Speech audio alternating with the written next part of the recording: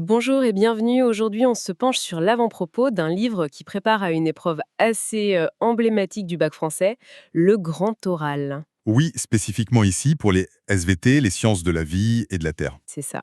Le livre, c'est le grand oral, exemple rédigé en SVT. L'idée, c'est de voir un peu ce que cette préface nous dit des enjeux de l'épreuve et de l'aide que ce genre de livre peut apporter. Tout à fait.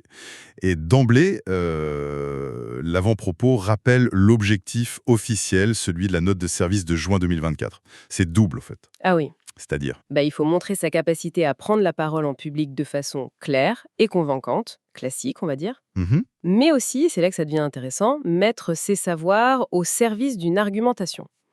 C'est vraiment cette articulation bien parlée et bien argumentée. D'accord. Donc, comme le dit la préface d'ailleurs, c'est pas juste réciter une leçon, Non, ni complètement improviser non plus. Les auteurs parlent d'une prise de parole structurée, personnelle et interactive. exactement. Structurée, personnelle, interactive. Ces trois mots sont clés. Du coup, on comprend mieux l'utilité d'un guide. Alors, comment ce livre, d'après sa préface, se positionne pour aider les élèves face à ce défi? Alors, l'avant-propos, il est assez concret là-dessus. Il annonce trois exemples complets et commentés. Ça, c'est pratique. Oui, ça permet de voir à quoi ça ressemble. Voilà. Et puis, il parle aussi d'un déchiffrage des stratégies argumentatives et d'un accompagnement progressif. L'idée, c'est vraiment de donner une méthode, pas juste des exemples, Une méthode pour... pour construire son propos, c'est ça. C'est ça. Pour aider l'élève à choisir une question qui soit pertinente, déjà par rapport au programme, D'accord. et ensuite à bâtir un raisonnement qui tienne la route. La préface mentionne même thèse, antithèse, ce genre de structure. Ah oui, c'est précis comme approche.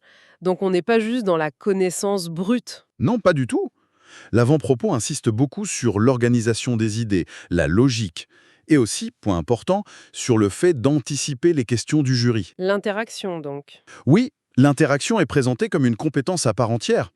Il faut s'y préparer, être prêt à défendre ses idées, à dialoguer. C'est pas juste 5 minutes de questions après, quoi. Ce qui est intéressant aussi, c'est cette insistance sur le lien avec le réel. Hmm. L'avant-propos dit que le livre aide à connecter les savoirs et une réflexion sur le monde. Pourquoi c'est si important ça? Ça touche au cœur de l'épreuve, je pense. Et ça rejoint la composition du jury. C'est-à-dire? Le jury est mixte, c'est ça. Oui, deux enseignants de spécialités différentes, donc l'élève de SVT par exemple, il doit pouvoir expliquer son sujet à un prof qui n'est pas de SVT. Ah d'accord, je vois. Faut sortir du jargon. Exactement. Il faut rendre son propos accessible, pertinent, pour quelqu'un d'extérieur à la discipline. Et ça oblige à prendre du recul, à lier son savoir à des enjeux plus larges, au monde réel, comme tu disais. C'est une compétence assez transversale en fait. Et ce guide, il vise qui en particulier? Juste les futurs scientifiques? Non, la préface est assez claire là-dessus. Elle dit que ça s'adresse à tous les élèves qui veulent s'améliorer à l'oral. Même ceux qui sont moins à l'aise au départ? Oui, oui, il y a même une mention pour les élèves avec aménagement, avec une référence à une annexe 2, donc ça se veut inclusif. D'accord. Et c'est aussi présenté comme un outil pour les enseignants qui accompagnent les élèves. Bon, alors, si on résume un peu l'esprit de cette préface, le message, c'est que le grand oral, c'est pas qu'une affaire de connaissances. Non, c'est surtout la capacité à transformer ces connaissances en paroles. Une parole structurée, personnelle et qui cherche à convaincre. Et le livre se présente comme l'outil pour acquérir cette compétence-là. Méthodique, progressif. C'est ça. La promesse, c'est de gagner en assurance et de rendre ces connaissances convaincantes, pour reprendre leurs termes.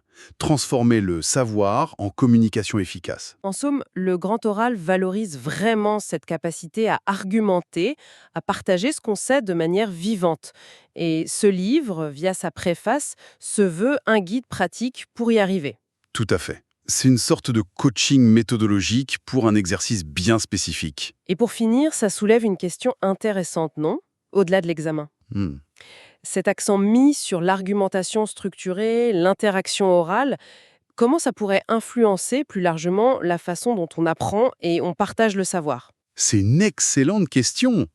Qu'est-ce que ça change de valoriser autant cette parole convaincante dans le parcours éducatif? Et peut-être même après, dans la vie professionnelle ou citoyenne? Ça mérite réflexion, effectivement.